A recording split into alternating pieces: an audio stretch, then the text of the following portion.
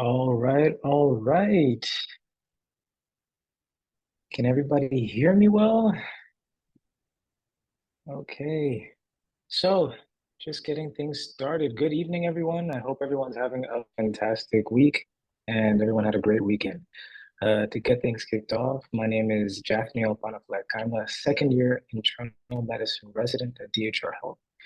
Um, and Dr. Vijani reached out to me and he told me that it would be great for me to be able to participate in this. I'm in the exact same boat that all of you are in, and I was in the exact one year ago. So it makes this talk particularly personal and relevant to me as well. So I'm a second year internal medicine resident, and I have big aspirations to pursue cardiology. So within the next few months, I'm going to undergo an application again. And it is my esteemed pleasure to host tonight's meeting in which we are going to discuss and dissect the ERAS application. Without further ado, I want to introduce the panelists tonight. First and foremost, I would like to introduce Dr. Gogu. Dr. Gogu is a family medicine faculty here at DHR Health and has experience in not only providing these sort of guidelines as to how to evaluate residents, but will give a unique perspective as someone who evaluates residents and on a regular basis. In addition, I would love to introduce Dr. Nandiala as well. He is a critical care faculty as well as DHR Health, and will also provide insights that will most definitely benefit, because not only has he been in the position before, but now he comes in as faculty, being able to offer those insights. And last but most certainly not least, I would like to introduce my mentor, Dr. Vijani, who is currently a bit under the weather because of a flu shot, but we really want to know his perspectives as well, as not only have I worked with him in the ICU before and had experienced these perspectives firsthand, but he really initially opened my eyes to the fact that an ERAS application is way more similar to really evaluating someone's personality in the form of an Enneagram than we would actually think in the first instance. So the way this is going to go is as follows. I'm going to share my screen where I have the ERAS application sheet nicely printed so we can take a look and we can dissect it one by one. The way I want to proceed is I will simply call out a particular participant and see what their perspectives are. I'll proceed to add my perspectives, and then I'll ask the panel. That way you can get an idea as to where you're at right now. What do I think? And what do I think based on what I thought before and what I think right now? And then also get the perspectives of faculty as well. So as I'm sharing my screen here, before we get into the nitty-gritty of the application, I want to start asking, what do you think is more important generally, quantity or quality? Why do I ask this? Because it was also a few months ago when I was frantically filling out my ERAS application, and the main thing that I wanted to do was make sure I filled off all of the boxes, make sure it was full, make sure that it didn't appear empty, anything, and very quantity focused. And I'll give my perspective soon. So first and foremost, let's see who I'm gonna ask. I'm gonna ask Mr. Here we go.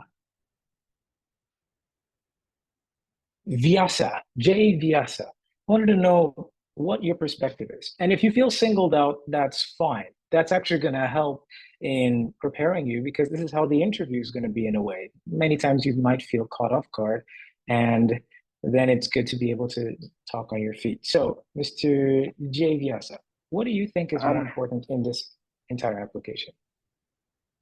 Hello, sorry, I'm just having some connection issues right now. Can you please repeat the question?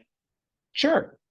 I was asking, generally speaking, when filling out the ERAS application, what do you feel is more important? Quantity or the quality? Yeah, what my understanding is, like, if we present a concise manner, very concise points, and if the program directors and the program panel can effectively go through our application and understand what we are trying to convey, then it would be a more effective way to try to tell them. So I would go for quality over quantity. Quality over quantity? Okay, that's a great answer. Initially, when I was doing my application, I thought quality and quantity at the same time would be ideal, but that's the best case scenario for everyone, right? I thought that when program directors would evaluate so many applications, the way that it could help it stand out was if you had an abnormal amount of quality, you could stand out and they would take a look and then go to see what you had. However, after not just working as a president, but also seeing other applications, it is true that it is better to really see a project all the way through or have a very deep, meaningful experience as opposed to putting multiple partial involvements in which the full dedication isn't shown and where you would appear to be interested but not fully invested in any of the aspects that you're interested in. I want to think what do you think, Dr. Gobu? What do you think would be the most important out of all of it, and how would you approach that when seeing or evaluating students' applications? Oh, Doc, you're still muted, sir. Yeah, I think when I review applications, I like to see things that are, concise, and really can share a meaningful experience that an individual has, gone through.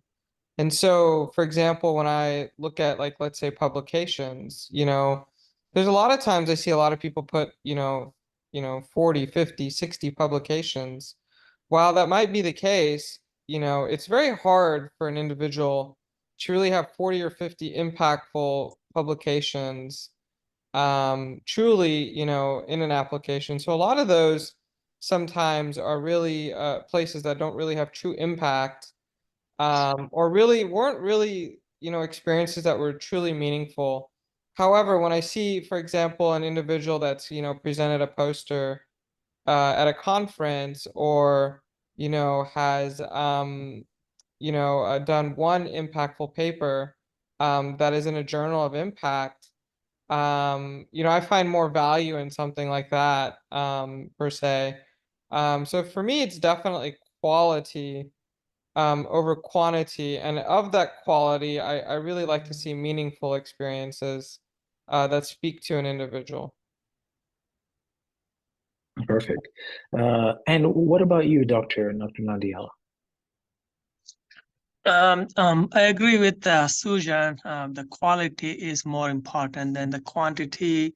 And also probably it's more important whether you are just one of the authors among like 10 people in a publication, or are you the primary author in any of the publication. Or if you are presenting a poster, I would rather pick somebody who presented a poster in a big conference rather than 10 publications in a no-name journal that nobody ever heard of. So definitely quality is important. And then also the topics that you published on, like if it's some just gathering some data that may not be impactful, but if you are if your publication matches your specialty of interest, then that might convince me more that you are genuinely interested in research. But like if you are doing a cell biology publications, I don't care whether you have 50 publications on cell biology and you are applying for a family medicine, or vice versa.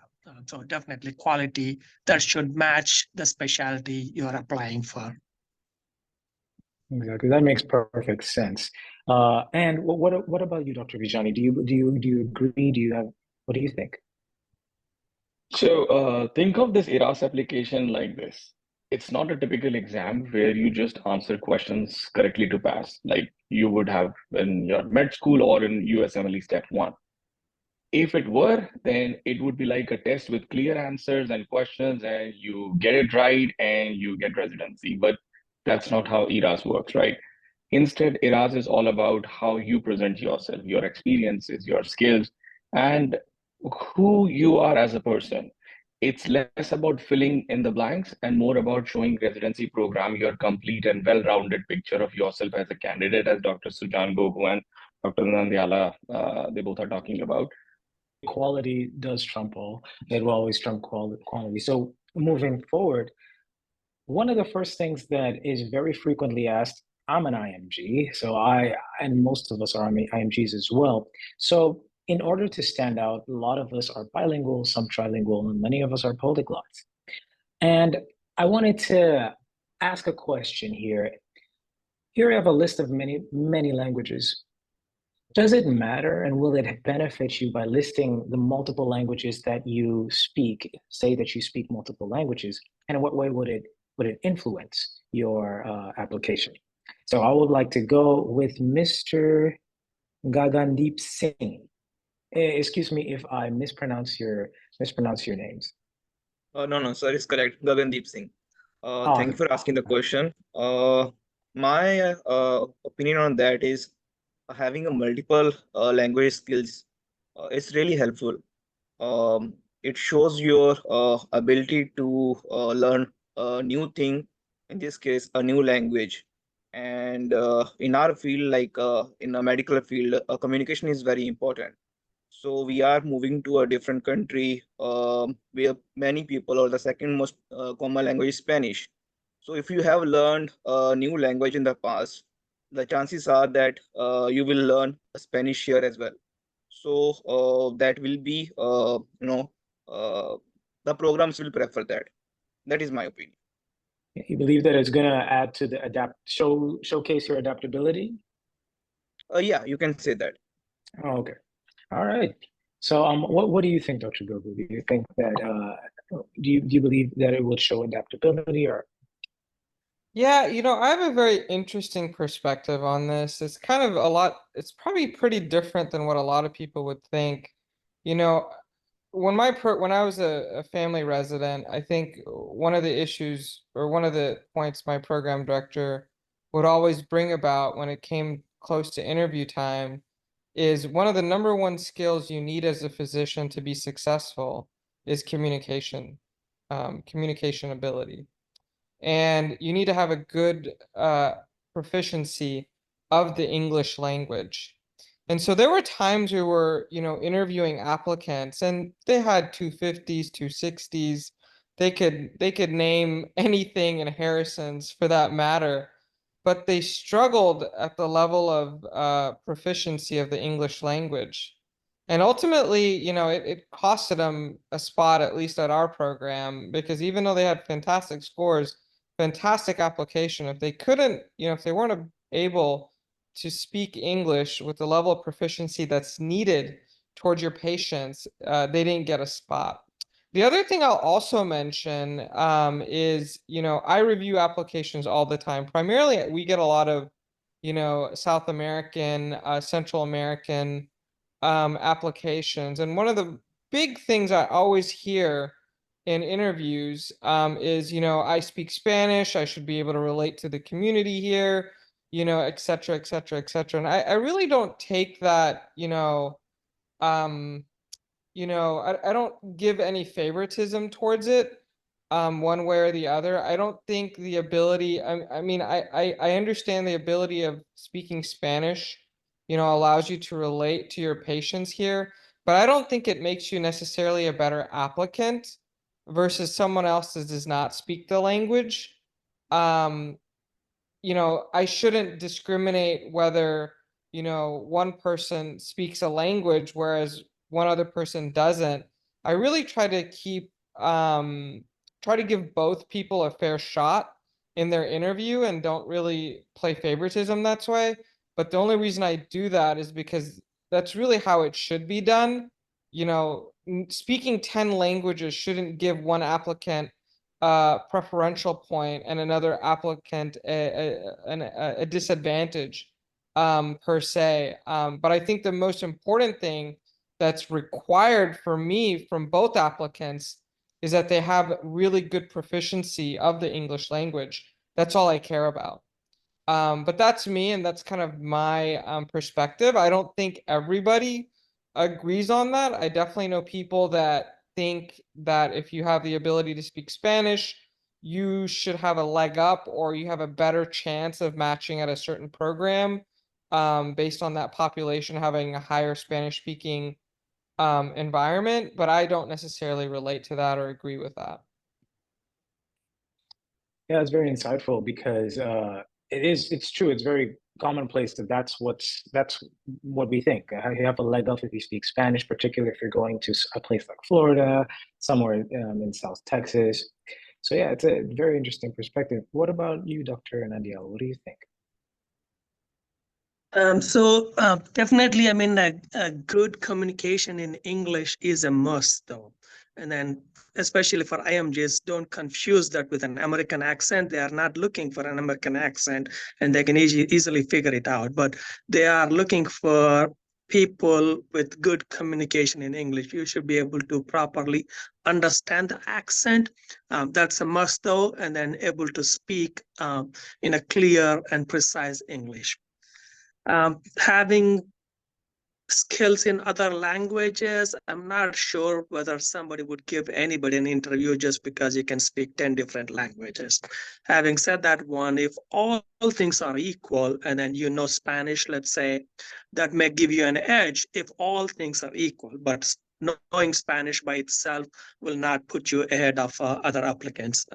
But having I may be interested to know more about a person who can speak 5 different languages, but that's just to understand the person on his overall profile rather than just giving an interview just because he can speak 5 different languages. It may just add, but it won't be a deal breaker. That makes sense. Yeah, that makes a lot of sense. Yeah, I'm particularly getting into the culture even sustains how important speaking good English is, because that way they feel that you can enter the United States workforce readily, and in addition also adapting to your patients as well. That's also important to have a bit of a diversity and at least learning. Okay, that's perfect. Moreover, then we go to the next, and then we see geographic preferences. Now, initially, when I saw this, I thought, okay, let's just see where I want to go. What exactly are they looking for? So there could be a preference, and multiple people have said different things. Some people say, well, my family's there. Others say that that's a place that they always wanted to go to. So what would be an answer that they're actually looking for when they do? So I would like to ask, here we go, Chirag Veera, what do you think? Anyone feeling brave today? Or here we go. Tell me. According to me, geographic preference plays a role. For example, suppose you have a family, that matters a lot if you want to shift in with your family. If your family is staying in the locality, or something else, like suppose you have a favorite football team, you follow sports a lot, you have a favorite football team and you want to follow them with that enthusiasm. Apart from sports and family, other activities like tourist places of attraction, you like the city a lot when you visited it. That really matters a lot. So that's what I feel geographic preference is, and the importance it holds, according to me, in my opinion. Yeah, most likely, many places want to know if you're likely to stay. So since at the end of the day, this is a job application, even though you're in training, there is a lot of work that you will be doing. I was understanding that at that point, they wanted to know the likelihood of you staying, since they were looking for retention. That's what I was thinking at the time. What do you think, Dr. Go? Do you believe that if an applicant writes that, well, I have a lot of family here, I would feel very close to home and be able to perform better, or mentions that he always wanted to be, or she always wanted to be in this area because they liked it when they visit there, or they always envision themselves being there, would that be an adequate response in your opinion? Yeah, so I think this one you have to look at it from a strategic standpoint, to be quite frank with you. I always believe that you have to be honest about your application. And so if this is like your sister's brother's aunt's daughter's friend that lives in New Jersey, is that truly what you should then put as geographic presence of where you need to be or where you want to be? And so I think that's being disingenuous. And then if you put, culturally, there's a lot of people similar to me in a certain part of the country, whether that be, South Texas, where we have a heavily Hispanic population, or Miami, where there's a heavily Cuban population, or let's say New Jersey, where there's a heavy, South Asian population. And that's where you want to be because culturally you feel like you can assimilate better. Well, I think that to me, that's not a good thing to have because I think our patients are very diverse. And so if you're not comfortable, outside of your comfort zone, I don't know what that's going to make of you as an individual. To be honest, I don't know how you can personally grow because I think you have to put yourself in some level of you have to put yourself in some semblance of not being comfortable to grow as an individual. And I think if you're just seeking your comfort, I don't know how you can grow. So those are things that I really look at. So I think when you put geographic preference, I really feel like there's only two answers personally. It's whether there's no preference at all, or there is a preference because you have really immediate family that's nearby, whether it's your mom or dad, or whether it's your wife, or whether it's your kids, or whether it's a sick relative that you're going to go take care of, etc. But otherwise, I don't really see another reason to have a geographic preference. And I did see a question that just came in here. Is it reasonable to put a region in preference other than my hometown? My hometown is not IMG friendly, so. And so, in terms of geographic preferences, I think they only require US places.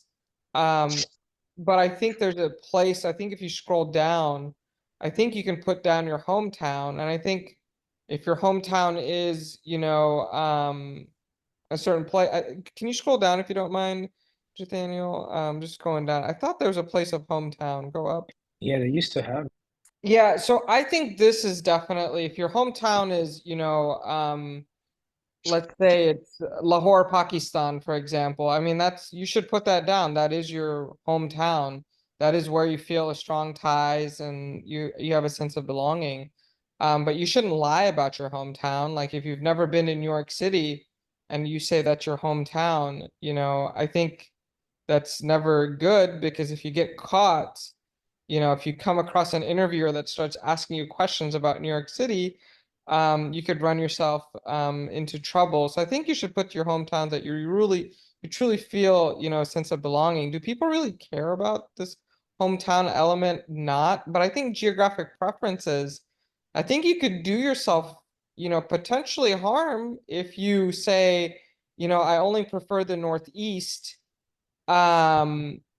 or I prefer New Jersey or New York, and then you interview at a program in South Texas, and you come across an interviewer that looks at it and says, "Oh, this is an individual that geographically prefers to be in the Northeast, but they're interviewing here in South Texas. Like, how is that going to work?" And then you kind of have to fight, another battle there. So I really think you're better off not putting a geographic preference unless you have immediate family or you have, someone to take care of in a certain area. But that's just my opinion. Yeah, likely to increase opportunities if you're open to anywhere as well. What do you think, Dr. Nandiala? Do you also believe that, like, what do you think? No, I agree. Like I think especially for IMGs, like why you want to restrict yourself to particular location. You should be open to moving anywhere, anyway. And then even if you have an established family in a particular location, like if you match into a residency somewhere, you are most likely to move, right? So if you are going to move anyway, like why restrict yourself to one particular location? Like for example, if you restrict yourself to like New York and New Jersey area, and then somebody in Texas might think, well, like even if we match him highly, they're not going to rank us highly because he prefers to stay in the New York. So you might lose out some opportunities. And then I can't see having a geographical preference would give you an edge in any case scenario. Unless like you don't want to move at all and would rather not match until you get a residence in the choice of your location, that's a different story, but otherwise it will do more harm than good for you. What do you think, Dr. Bijani? So when it comes to the ERAS application, the section about geographical preference is there for a good reason. The location you choose for residency can really affect your experience as a resident or as a fellow or even as an attending, if you're not for a job as well. For example, as Dr. Gogu said, being near family, friends can provide a very strong support system and help you feel more at home. And if you are moving to a place you already know well, it can make your transition much smoother. On the some other factors which were very personal to me, like climate, cost of living, and being in the area with a lot of job opportunities and healthcare professionals, played a very big role in my fellowship position from Cleveland Clinic to UT, because Houston, amazing weather, amazing food, and a lot of job opportunities. So you should have a solid reason for choosing a particular location, whether it is for personal comfort, family, or career opportunities, but be honest about that.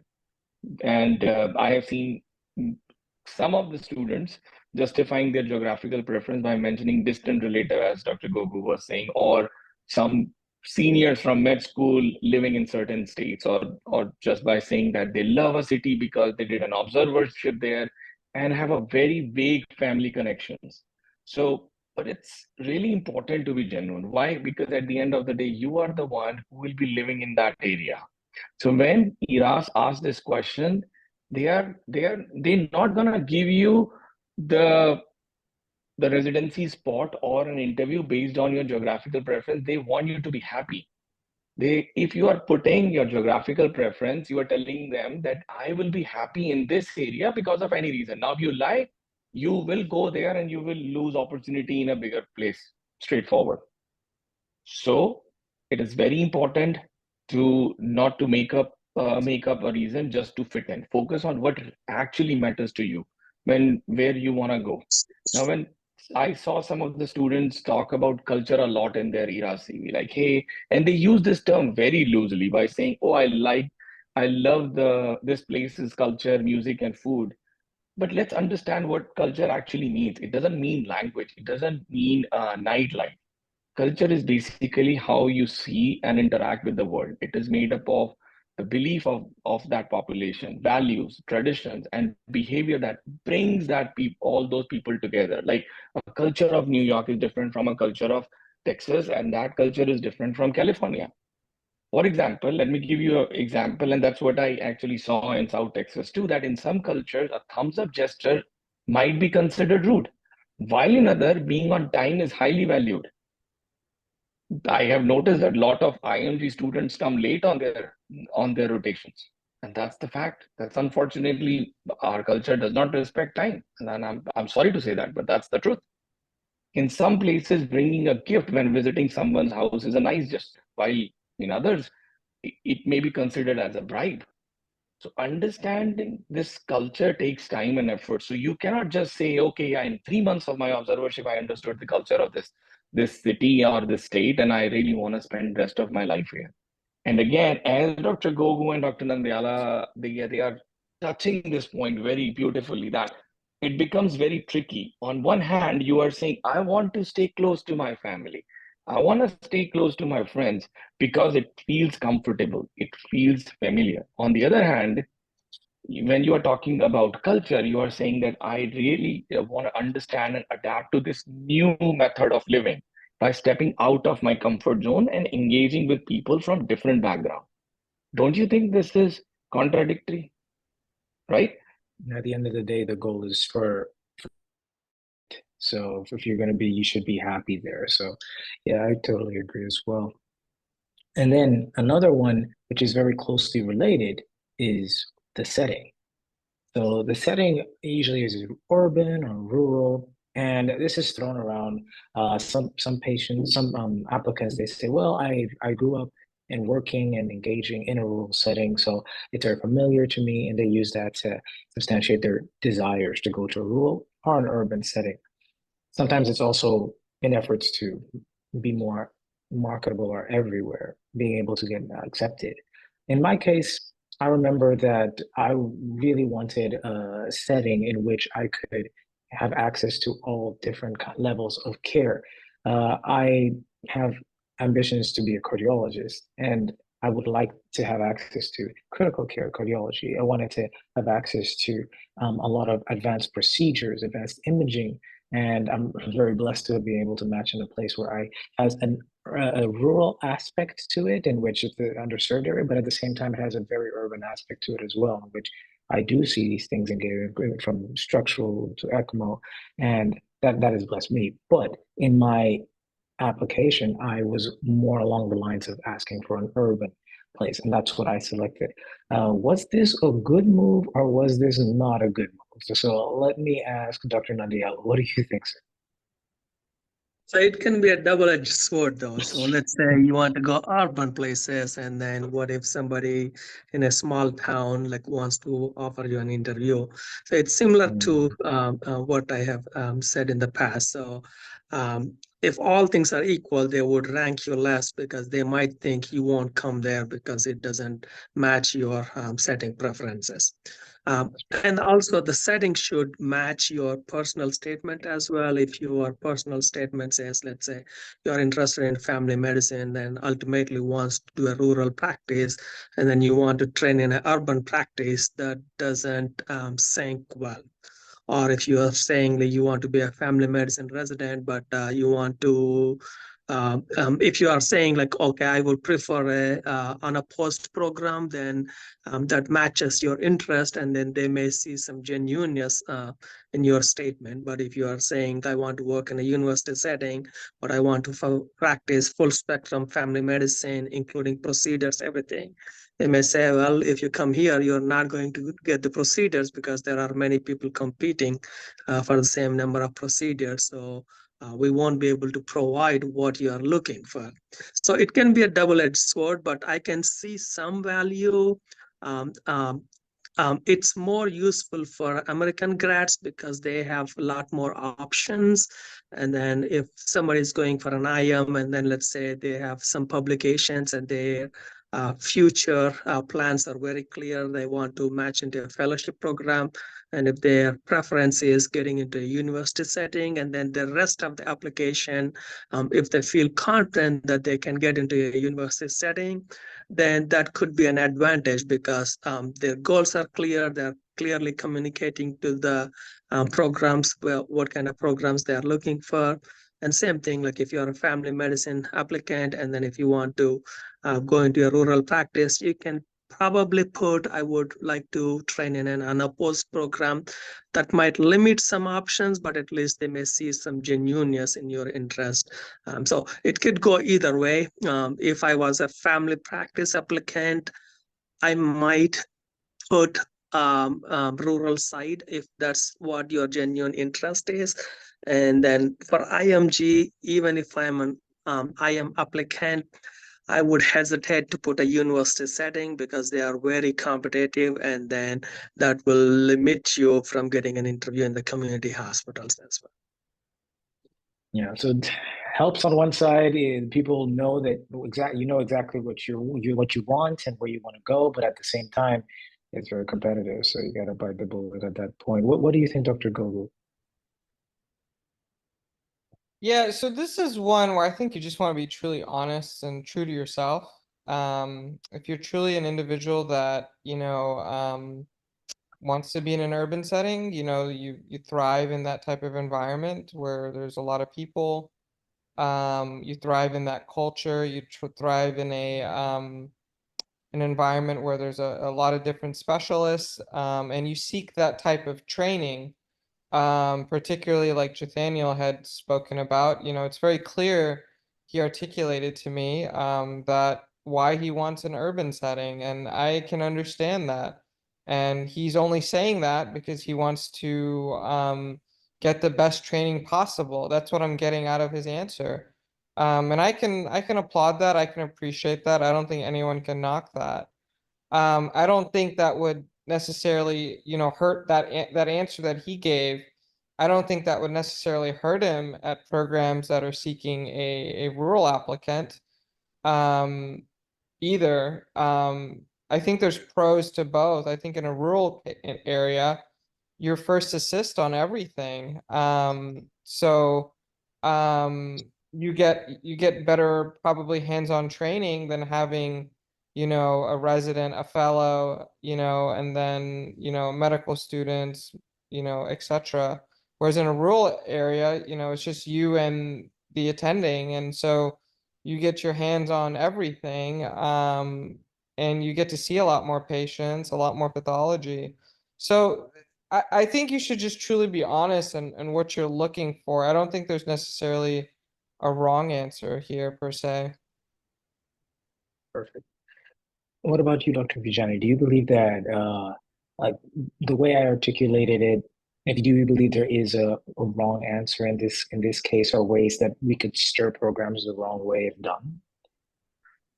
But so I'm gonna give you the answer from my multiple experiences as a resident, as a fellow, as a faculty during J1 waiver, and working right now in South Texas. So when you are thinking about choosing between an urban or rural setting for your residency and future career, it really comes down to what suits you best. Have you thought about which medical field you are most interested in after residency? For example, Jathan, you want to do cardiology, right? So if you're leaning towards something specialized, and even after that, you're going to say, okay, I want to do advanced heart failure and transplant cardiology, you will probably find more opportunities in urban areas. In community hospital, you will rarely see a transplant patient. You will rarely see an ECMO patient, because most of these patients will be shipped to a tertiary care center. But if you want to do primary care or family medicine, and that is your passion, then rural setting might be more for you. Besides your specialty, think about the kind of lifestyle you want. I know right now for all the medical students who are listening to me, they're like, what do you mean by lifestyle, Dr. Vijani? The first thing we want is to become a medical doctor in US. But yes, this is also important. Urban life offers a lot more of a job opportunities, better school for your own kids, which I'm actually looking into right now. Diverse communities, vibrant nightlife, culture activities like museum, concerts, and like the infrastructure tends to be more developed, and better public transport and facilities. But on the flip side, rural areas, and this reminds me Corbin, Kentucky, they have their own advantages. You get more quieter and more peaceful environment, beautiful nature like mountains and forests, and the cost of living is usually lower. So, and also you have a better air and water quality. Plus, you typically get more space for your money and stronger sense of community. That's why they are called community hospital, because people know each other and support each other. The place where I was doing my J1 waiver, it seemed like everybody in that community worked in the same hospital and know each other. So you have a stronger sense of community. Make sure your preferences line up with your ERAS application, your personal statement. If you are talking more about if you're talking more about your fellowship, the dreams and all that, then definitely you are not a candidate for rural area, right? So your ERAS application, personal statement, and letter of recommendations, they all should align and should be more clear and specific towards your choice. It's important to be genuine about why you prefer one setting over the other, so that program can understand how it fits your goal. Remember, all these questions they are asking, they are trying to see what they can offer you. Yeah, it's particularly we approach it super career, but particularly when listening to the panel, you can see it's more holistic than you would first think. You're thinking about the finances. Will I be comfortable here? The sense of community, getting to really know my patients. Also being able to do things hands-on, right? I mean, having 2, 3, 4 fellows wanting to do the procedure before you, so it becomes more difficult. So there are ups and downs to both. Awesome. Okay, moving on. Let's look for the big red flag that everyone always talks about, which is gaps, which here is extensions and interruptions. I remember when I was doing my application, it was very stressful in that sense. Everyone was stressed about, do you have a gap? Do you have a gap? And I was blessed that I did not personally have a gap at the time. And luckily, I could continue my training without ever having a gap. But to someone who has a gap, I would have no experience, but I saw the level of stress associated. I would guess, based on particularly everything that we've said, honesty is the best policy in explaining as to what actually happened and caused this gap, how do you deal with it, and really being honest with the situation. But I'm not sure how it would hurt, or if there would be a way to navigate. So first, I want to ask a participant or an applicant to see what they think. We have Ms. S. ready. What do you think? Let's say you have a gap.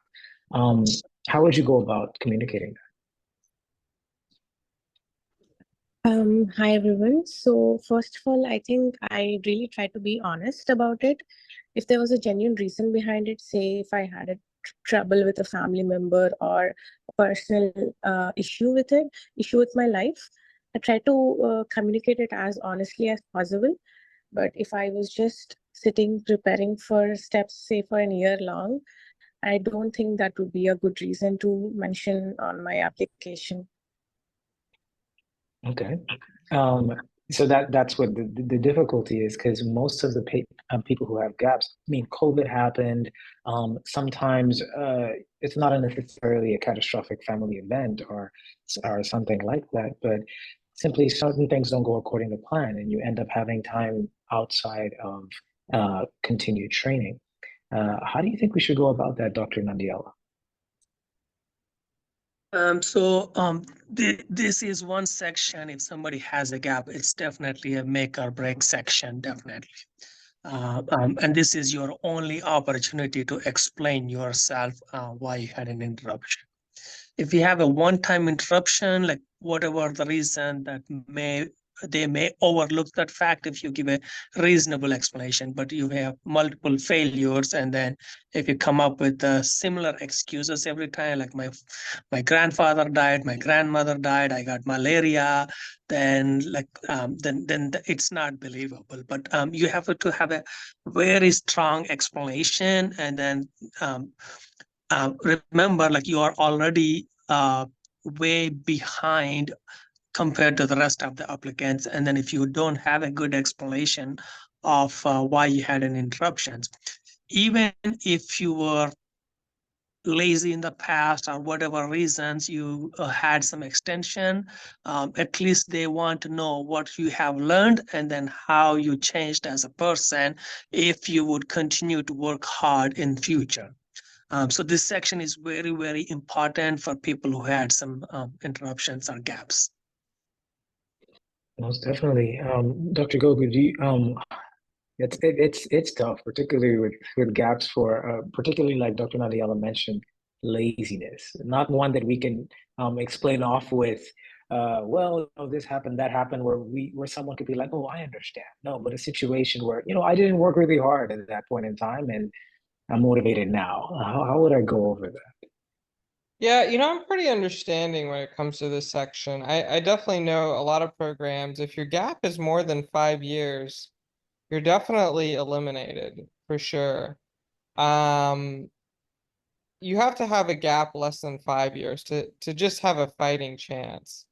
That's number one. Number two, I think if you have a gap of a year, I think I would understand it in the setting that, especially for IMGs, a lot of you guys have to take, step 1, step 2, step 3, And a lot of those times, in order to go from each step to step, by the time you prepare for it, 3 to 4 months, you take it, by the time you get your scores, it's a month. By the time you register again for the next step, that's another, month or so. And so for me, I'm pretty understanding of people having a year or even 2 years of a gap. I think that's acceptable. And I don't think there's anything wrong with just stating that, hey, I needed this time, to study for steps. I think it's if you're across a program director that really understands the plight of an IMG, I think they'd be very accepting of it. I think where I have issues with it is really when there's, unplanned unprofessionalism that's noted in their transcript, or there are really significant academic issues where an individual has been failing courses, multiple times.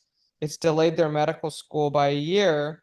Then I'm like, is there really an academic issue here where they're, struggling in school to get by? And so that's what I'm looking at. Obviously, if you take a year off because you have a family member that's sick or you're taking care of your wife or your kids or whatnot, I think that's understandable. I think a lot of times I sometimes hear this story when you're asked, sometimes in an interview we bring it up, why did you take 2 years here? And if you just start, saying, hey, it's my brother's aunt's sister that fell sick and, I had to take care of them, I think there's issues because did you really have to take care of such a distant relative? You might, but, in all actuality, are you using them as an excuse or a barrier to really where you needed to achieve your goals to, that's something that's there. And so for me, I personally think a 1 or 2 year gap is acceptable, provided you said, hey, I used it to study for STEP. I used it to improve my application. You were doing things that were productive, or you used it to do a research fellowship. There's many people that have a gap from medical school to applying for a residency program. I've known people that have had 2 years where they did a research fellowship and then they applied and they got into general surgery for that matter. So I think as long as you're using your time productively, to better your education, I think I have no issues with it. But if it's definitely going beyond 5 years and you don't really have a good sequela of things to say about it, I think that's a problem. So as long as you stay busy to a certain extent, what do you think, Dr. Bijani? So when it comes to explaining any extension or inductions in your academic journey, this part of application is really about helping us understand your path and how you handled any challenges along the way. We are human, we are not God, right?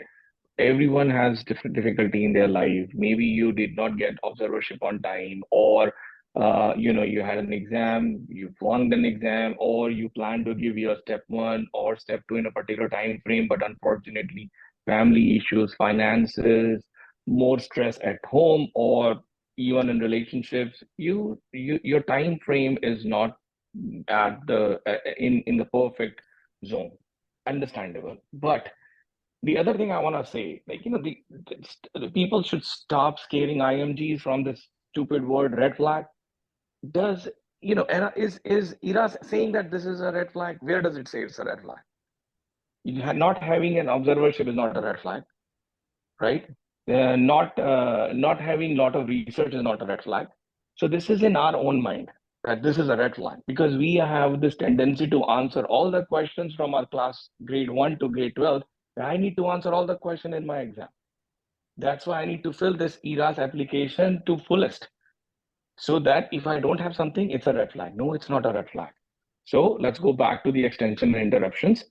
It's important to be honest and transparent here. So if you have some issues, even like academic probation, any disciplinary actions, or you needed time, like let's say a leave of absence or maternal reason, paternal reasons, don't shy away from sharing that. The key to for this situation is, and I totally agree with Dr. Nandiala. This thing can actually make it, break it and make it. Don't focus on break. It can make it too. How?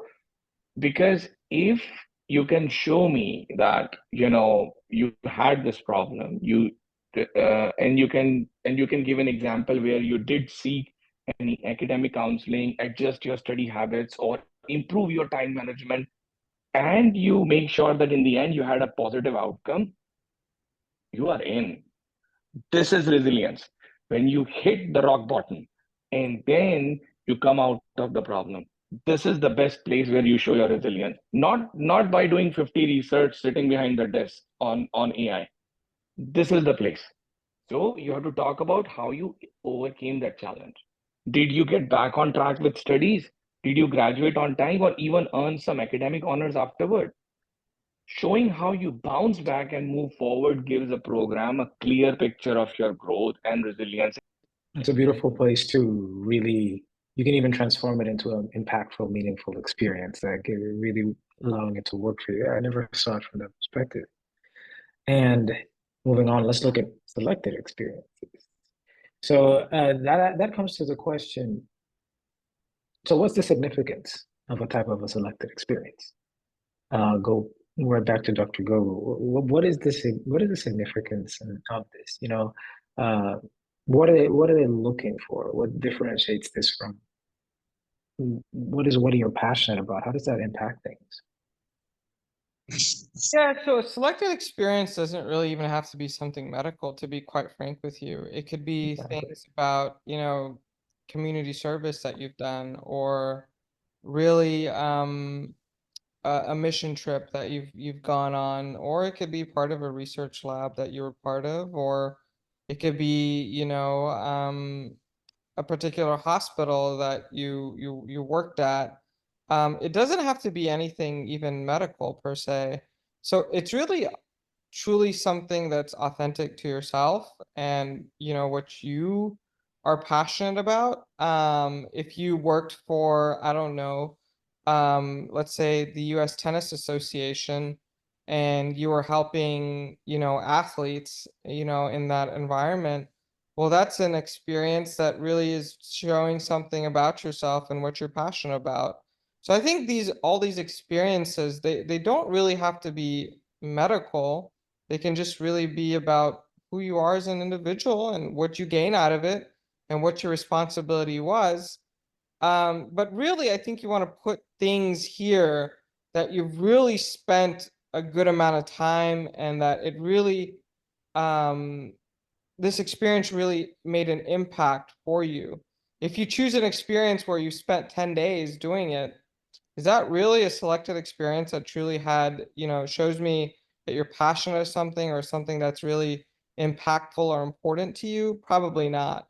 But if there's something that you've been doing for 5 years, let's say it's, you know, being part of a chess club in your community, and you're president of that, you know, I think there's, you know, some value of putting that there and really describing what your roles, responsibilities, and what you kind of gain out of that experience. There's always something to gain from any experience you do. And some of those, you know, experiences you gain, whether they're outside of medicine, you can really apply them in the medical setting. So just something to keep in mind.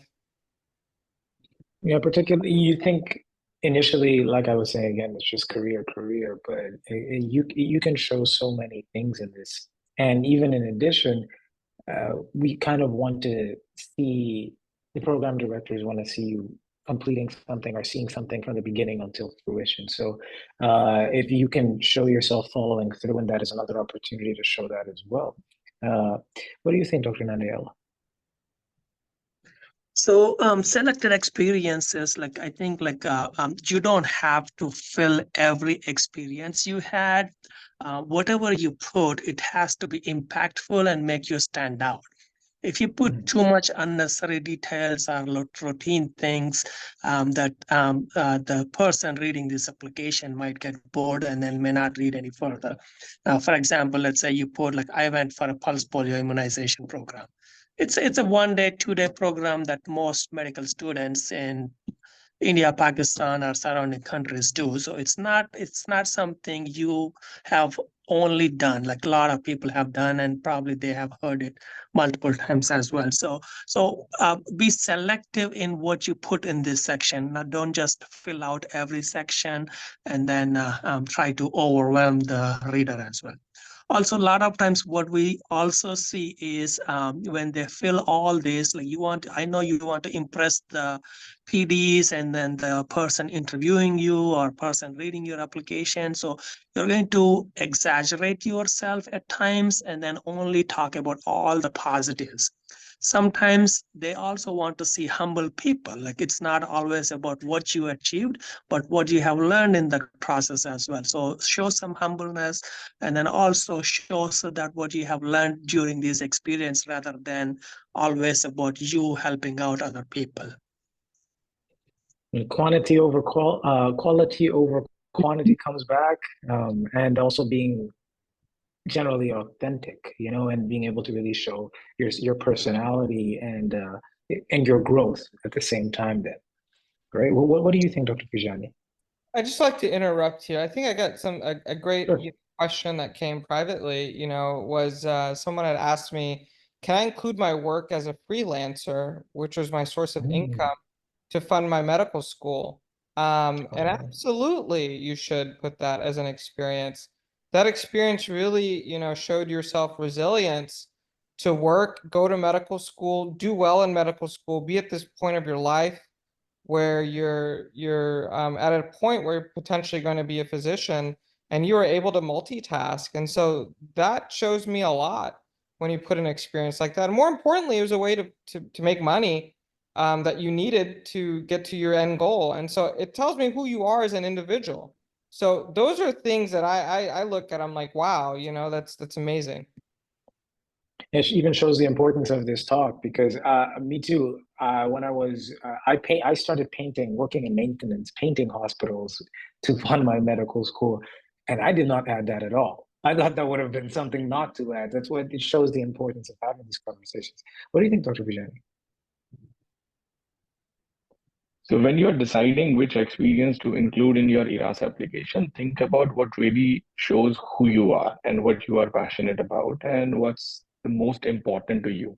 You have a lot of flexibility here. I can see on the screen that we have experience type. So let me zoom in. Okay, so you can see that there are multiple areas or multiple type of experiences you can put. You don't have to limit yourself to only medical related experiences. Like for example, somebody sent a message to Dr. Gogu about working and getting paid and paying their bills, and their main goal was to finish their med school. Amazing thing. So in that situation, that yes, work which includes any paid job, you can work like a software engineer, teacher, or work even in sales. This highlights your skill and that you can handle the responsibilities very well. And then and the next one is research. People work in labs, scientific studies, even research market, and it generates their an ability to investigate and analyze. Now the third one is, I think it's volunteer service and advocacy. Now this is unpaid activities. Remember, these are unpaid activities. Work was a paid job where you actually help others or supported a cause, like volunteering at a shelter, doing some community services. Then after that, I think it's education and training.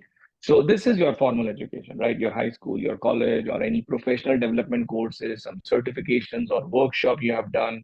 Then for US grants, you will have military service, like either you are actively involved or you are in reserve or you are helping veterans. And after that, you have extracurricular activities and clubs. Think about those clubs, sports clubs, hobbies outside school or work, like your debates, your theater, your student government, being a president of your Congress or vice president or sports secretary, all those things. And then we have professional organizations. Like if you are a part of any professional group, like medical association, I see a lot of students, they write, I'm a part of AMA, AHA, ACC, ACCP, and we'll talk more about that too. But on a brighter side, it does show that you are dedicated to your field. You want to learn from the best of best. You want to find a mentor that can sharpen your skills later on in your career. And the last one, I think, is teaching and mentoring. This is if you have tutored or mentored others, such as your younger students, where you are showcasing your experience, that you can simplify a very complicated task. Okay, and again, the key is to pick experiences that truly reflect who you are, your skills, and what you care about.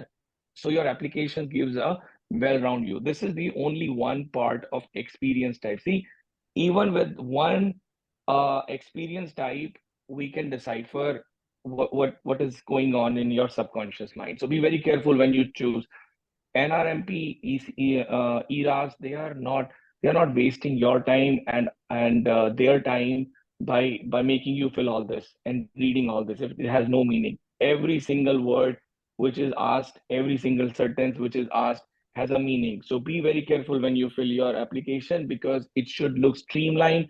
Your ERAS, your personality, your personal statement and letter should focus in one direction so that you can get matched. Yeah, you can really see how it can make or break the application, but it's so many opportunities to really showcase who you are and your willingness to, and how passionate you are, and can really let the program know what kind of resident you're going to be. Yeah. And Dr. Gogu pointed it very well, and Dr. Nandiala too, the frequency of your participation. If you go up, you will also see the frequency of the participation. Now, why it is important? You can actually use any of these entries. Here it is. Yeah. So if you click on it, yeah, here it is on above primary focus. Yeah. So again, why ERAS wants to know this? How many times were you in one particular experience? For how long you were in a particular experience? How frequently you are going there? Because these details really matter, because if you are regularly involved in an activity, it shows that you are truly committed. Not like, pulse polio, which is once a year for 1 or 2 days, and we all have to go there as a community service because it was a part of our PSM, preventive social medicine, right? So if you are regularly involved in an activity, it will show that you are dedicated, you are interested. You are just not doing it to fill up a space on your application. If you are involved frequently, that will also demonstrate that you can juggle multiple responsibilities. And more often you do something, remember that, the better you get at it. Regular participation will refine your skills and you will become more proficient. And frequent involvement gives you more chance to make a real impact. When we talk about all these empathic things, you can only talk about them when you have really made an impact and contributed meaningful to that organization or to that activity. And then that thing you can write in your meaningful experience. So it not only helps you to write about the frequency, but also it creates a different mindset where you can actually write it as your meaningful experience. Consistently, if you're participating somewhere, it indicates that this experience is still important to you. Doesn't matter the length. That means you are dedicated. Doesn't matter the length. You focus on the result, not the time which is required to reach to the result. So this also adds value to your application. Remember, the people who are smart, the people who are reading your application, they're going to read it like this. They're not going to read the number. 4 months in 1 year, you were in particular observership track, or you were doing research. They're going to look at all these things. And then they're going to ask you questions to see the authenticity of your experience. If somebody has spent 4 months, let's say, in particular teaching or mentoring, or let's say in extracurricular activities where he was a part of a debate club, they may ask you, okay, what were your topics of debate? Medical, non-medical. Okay, non-medical, philosophy. Okay, talk to me about Greek philosophy. How was Plato different from Aristotle? How was Aristotle different from Socrates? How both of them were different from German Kant? So here we go. So your interview will depend upon everything you are writing over here. Interview, those 5 questions. What do you want to do in your life? Tell me your weakness. Tell me about your past experience as a resident. Any conflict, All these questions are useless. Nobody asks those questions. They are gone in 1980s, 1970s. People are much smarter now. And if you are being asked these questions, that means your CV is not very impressive. So this is one gauge for yourself. Like, if somebody is asking me these common questions, that means I'm not an interesting personality. So be very careful. And other than that, the primary focus, there is another one, I think there is another thing, which is primary focus area, right? Focus, yes. Yeah, can we, so let's primary see focus if area is right under, right here. Oh, wow. There we go. So yes. Pretty low. there are so many, but I can just give you a gist that when you are picking your main focus for your ERAS application, it's really important. It's a really important decision. Let me tell you why. By choosing a specific focus, like let's say, I think it says clinical research or community outreach, you're showing the admission team that your experience and interest matches what their program offers. It highlights your passion, your expertise in that area. For example, if you have experience in both clinical work and community outreach, but you choose a focus on community outreach, it shows that you are dedicated to help underserved communities. And if your hospital is serving the underserved communities, they will give you a preference, because it gives them insight into what motivates you and how you might contribute to their program as well. So in the end, have a clear focus, because it will help the admission team to understand who you are.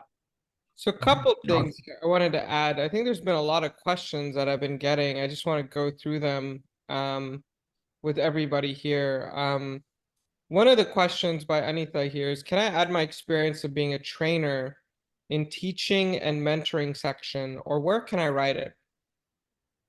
And I'll have any of the panelists answer that question.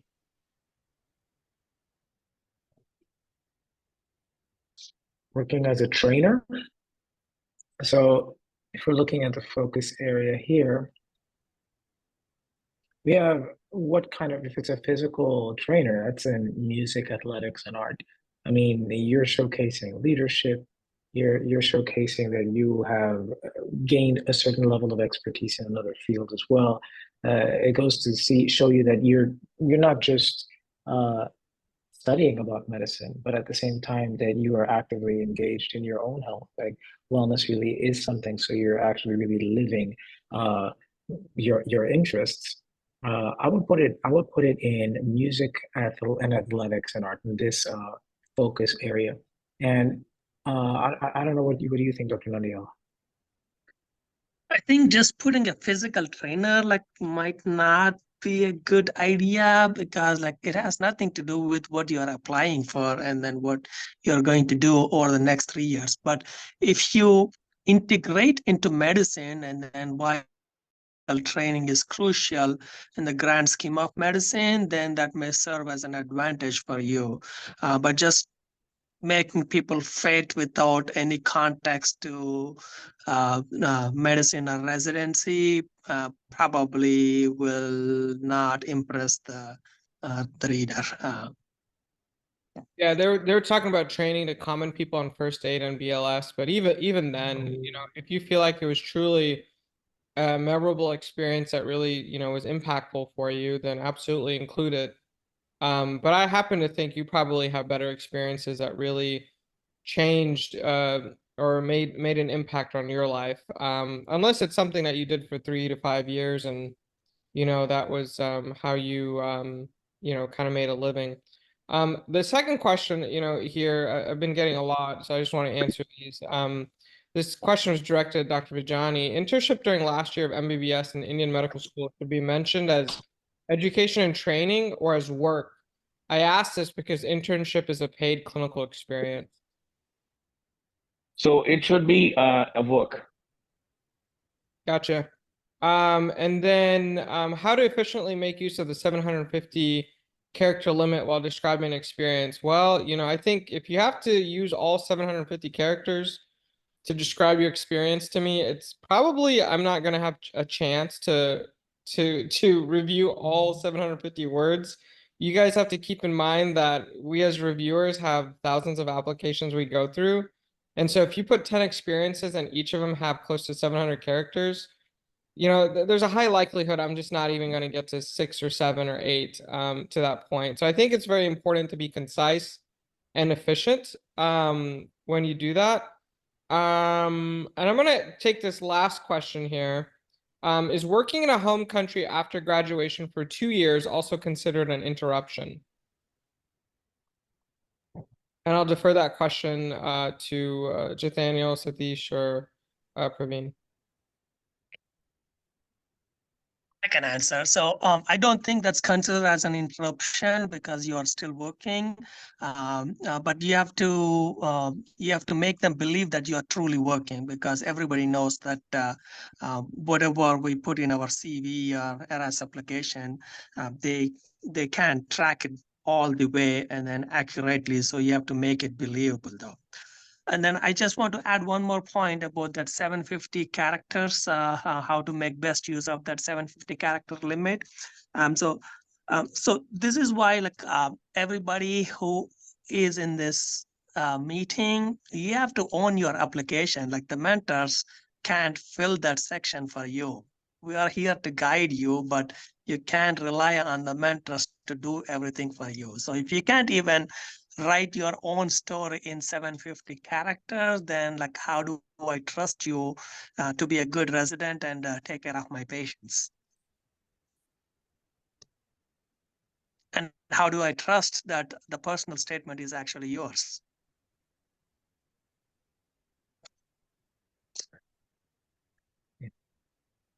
I think particularly in the context when we first got started, we were asking quantity versus quality, and it was to be concise. It was to just express yourself in limited amount of words. I think people are getting confused between characters and words. So yes, 80 words or 90 words. The thing is, why are they asking you all these questions on top? So that you have least amount of things to put it in the context, roles and responsibilities. If you click on the key characteristics, they are very important to understand that do you have those key qualities, and whatever you are writing in the context, roles and responsibility, do they match? Because I see a lot of people writing their observerships. Okay, I read EKG, I was taking rounds in the morning with the attending, I was giving answers, I presented on normal saline versus regular lactate, blah, blah, blah. And the key characteristics are resilience and hard work and communication. What are these traits, and how these traits actually help the reader to understand you? You have already written everything on the top. If you go over all these things, frequency, focus area, settings, key characteristics, 70% of your work is done. They just want to know in 80 words, what were you doing and how can you justify that this work is actually the key characteristic? First one is, it's communication. Let's say communication is not just about talking. It's about connecting with your audience. So when somebody's keep writing about, I was taking notes, I was taking histories, I was at HPI, it's a one-way street. Good communication is not just sharing information that, hey, you have MI or you have cancer, or tomorrow we're gonna start you on beta blockers. No, it's about convincing people by appealing to their logic, their emotion, their values. In a sense, good communication is about understanding your own message first deeply and conveying it in a way that resonates with your audience.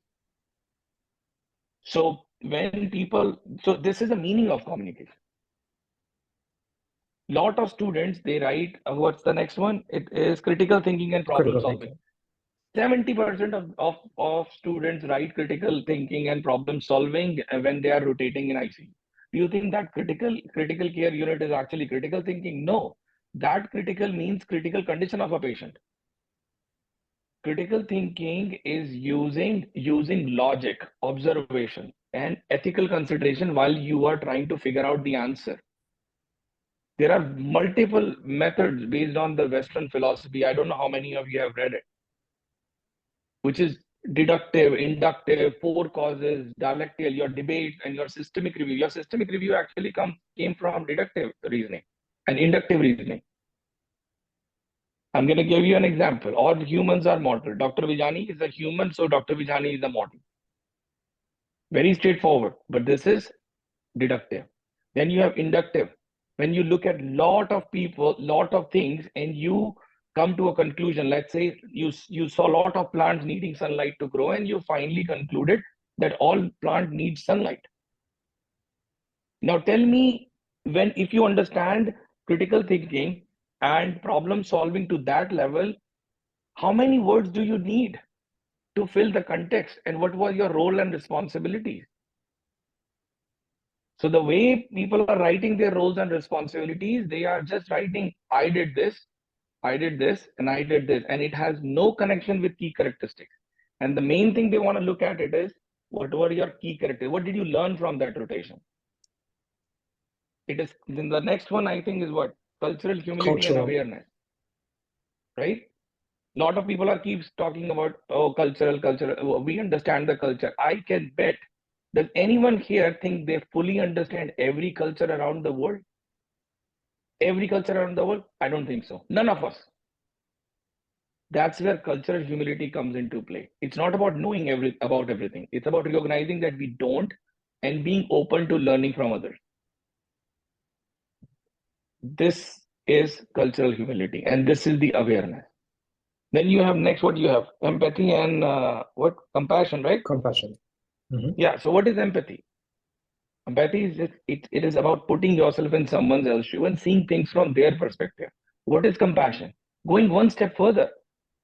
It means not only understanding someone's pain, but also wanting to help them.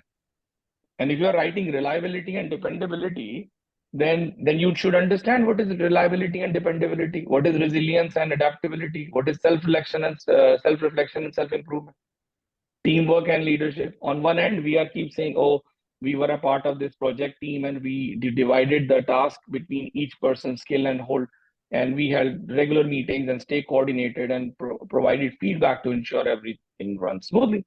That's the teamwork. But on the other hand, when you are saying I worked as a leader, is that you were guiding and motivating the team members to reach through that particular goal. It means inspiring others, making smart decisions that align with the team's objective. So as a leader, you set clear goals, delegate tasks. But as a team player, everyone gets a task, maybe by some other team member.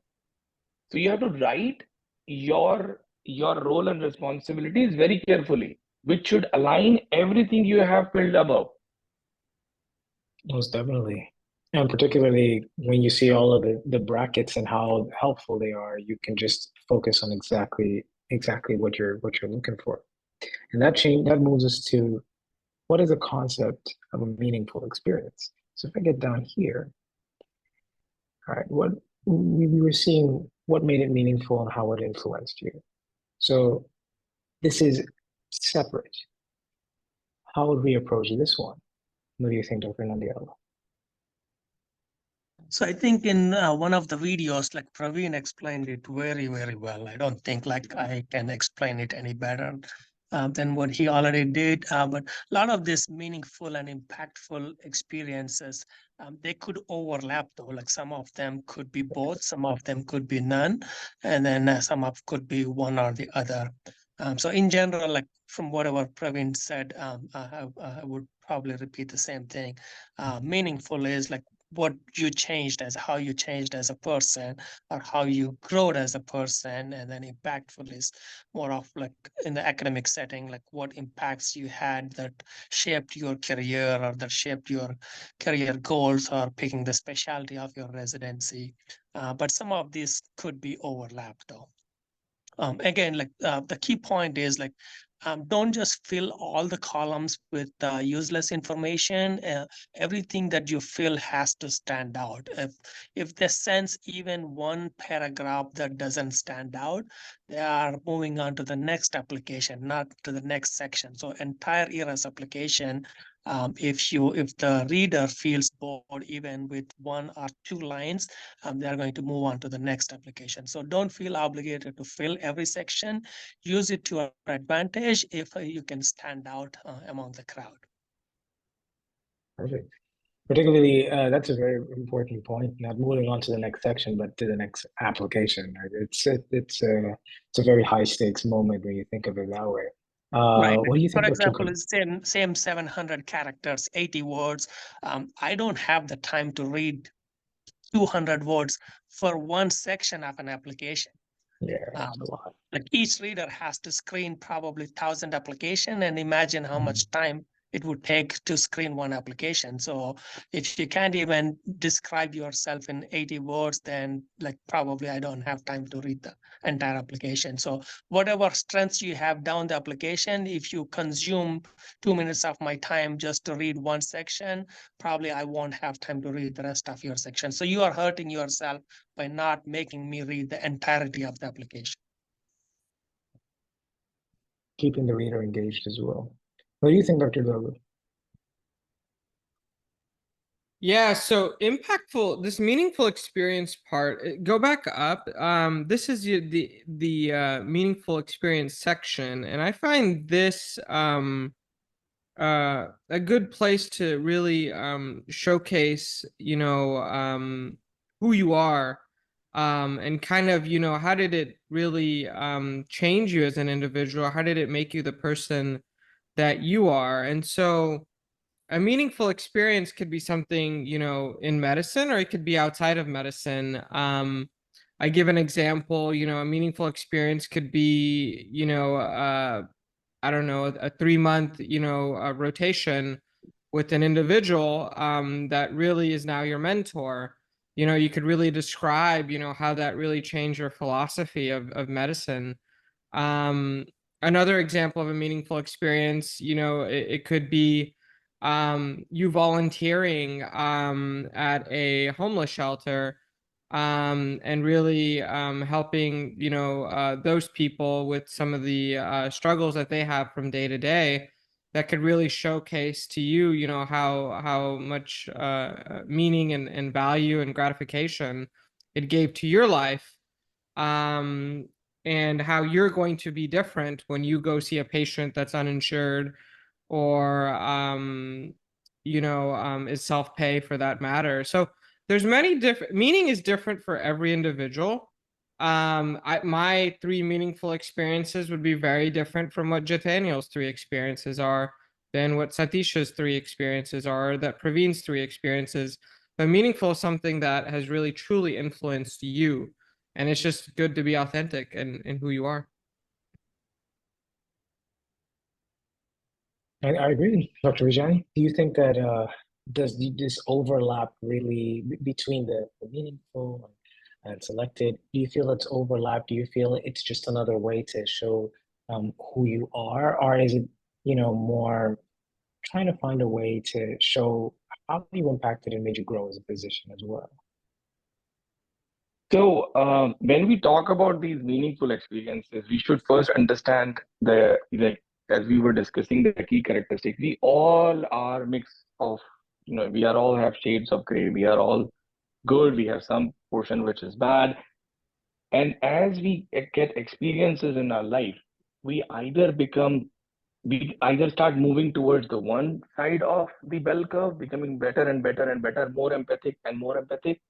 Or if we have negative experiences in our life, maybe because of the failures, we will have a very negative outlook towards life.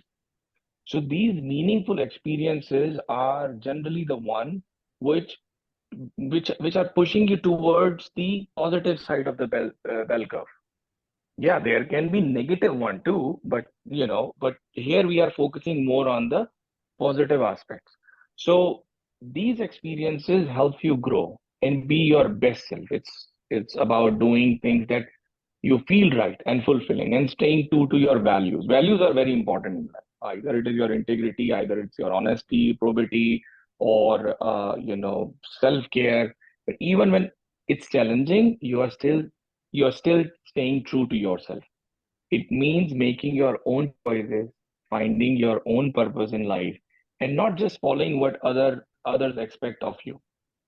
So it's all about taking control of your life, discovering your own path, finding joy and growth, even when things are uncertain or tough. So, for example, as Dr. Gogu was saying, volunteering to help others in your community is a meaningful experience because it's about kindness and your personal growth. I can tell you from my own experience, I have become more and more empathic in my career. Because as a resident, as a first year, you are more focused on finishing your notes on time, go home and study for your IT exam. Second year, you are more worried about your first year and you're like, oh my God, I need to check his notes. Third year, you are worried about your fellowship.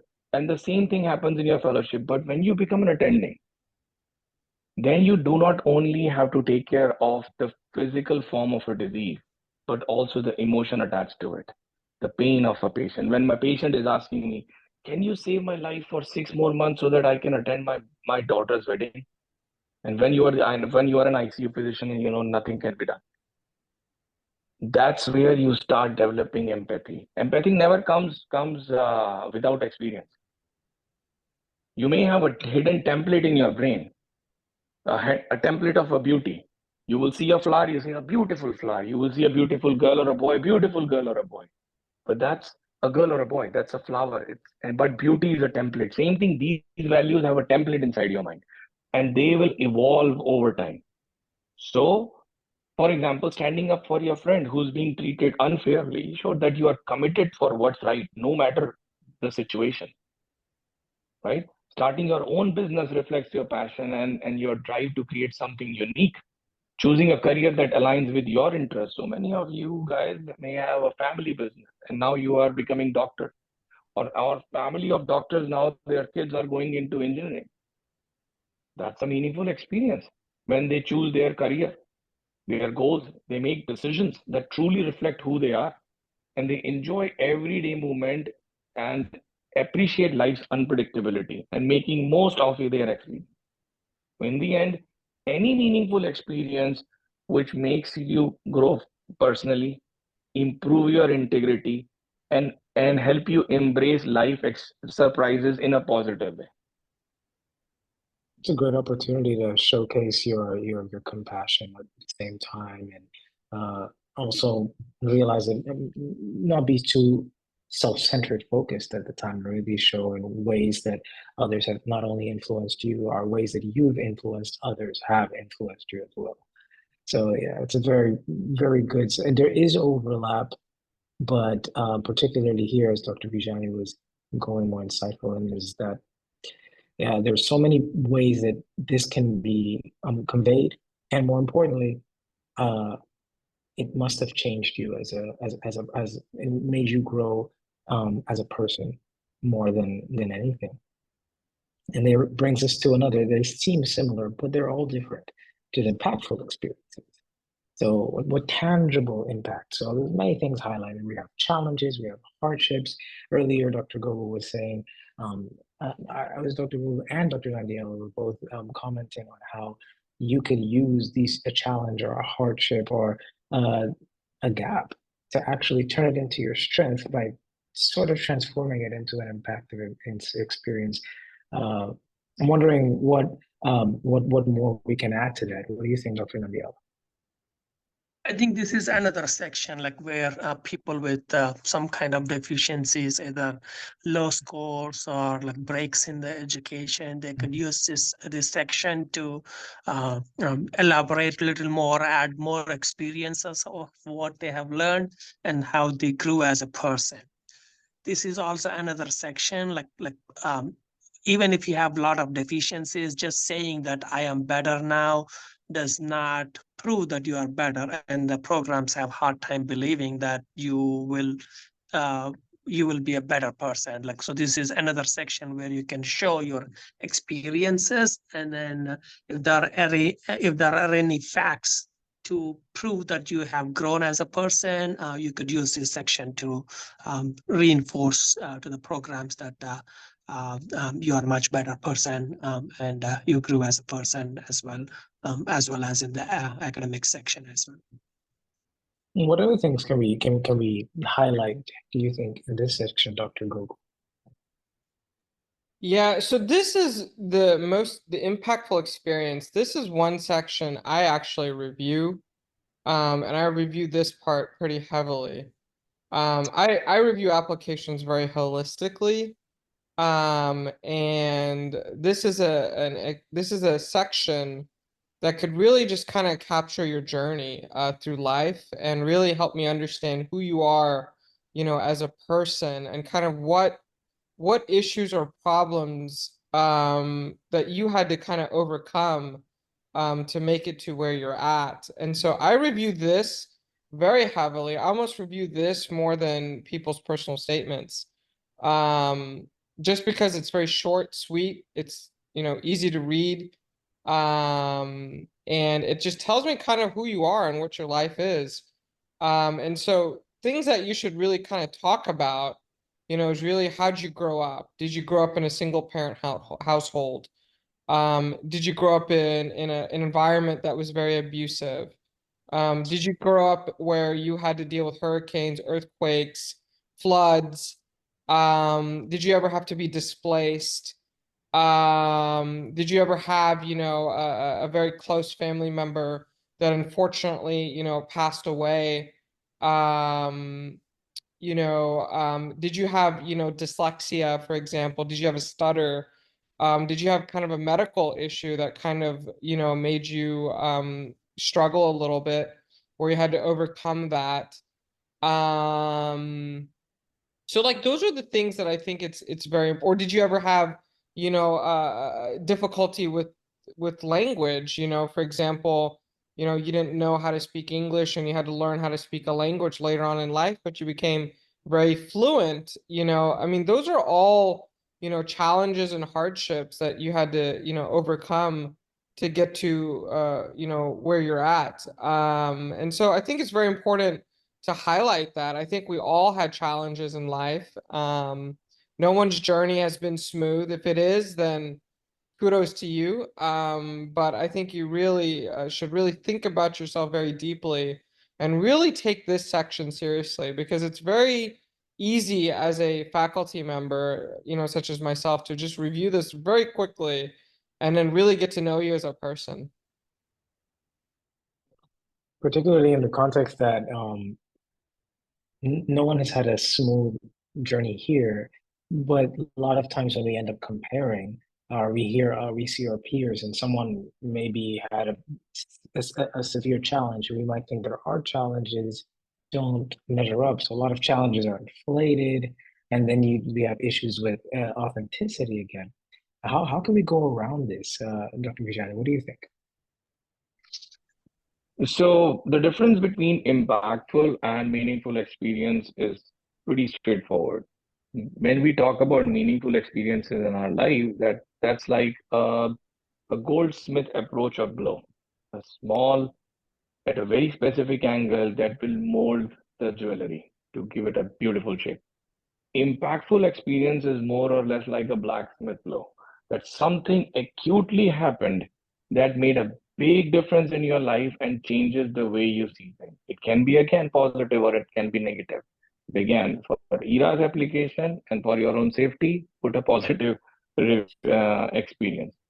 It's an experience that deeply affects you and lead to an important change in how you think, feel, or act.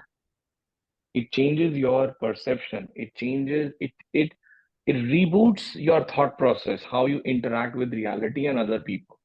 If you see a large number of people dying, and COVID was one of a very impactful experience for a lot of physicians. A lot of people actually left their jobs because they started giving more value to the time left on earth. They were like, we don't want to die like this, because you don't waste time.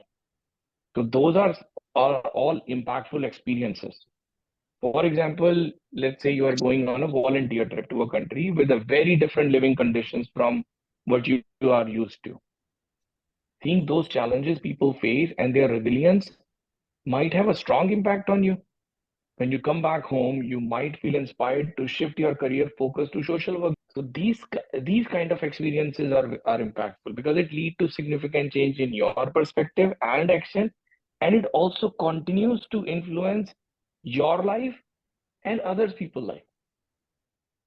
Yeah, I like the analogy because a lot of people can get them intertwined, but particularly a small molding versus a smack that really acutely turns and changes your perspective. It's a good way to approach this. And I really love how Dr. Gogu was explaining how this really is the general gist to show what you overcome, who you are, what you're made of, and what you're going to be able to bring to the program, most definitely. Moving on, we get to hobbies and interests. So we're thinking, what hobbies and interests, what are they looking for? Is this another time to focus on medical related things? What is a safe hobby to put? Is there a right or wrong answer? What do you think, Dr. Berg? Do you look at this at all? I do look at hobbies and interests. I just like to get to know who they are as an individual. So that's really, kind of what I do. I think the other thing I kind of want to comment on that I never really commented, on this is a lot of times when people fill out the ERAS application, they really miss like punctuation, capitalization, spelling. You'd be surprised at how often I see that. Like, for example, they might say tennis, golf, chess, or, music or guitar, but then they put like comma, space, word, comma, and it's like, it just doesn't flow well together. So I think one of the things I want to say is kind of make sure your punctuation, capitalization, spelling, all of that is spot on and accurate. And then when you just put your hobbies and interests, you don't need to write an essay about it. You just need to list a couple of things I think, are truly your hobbies and interests.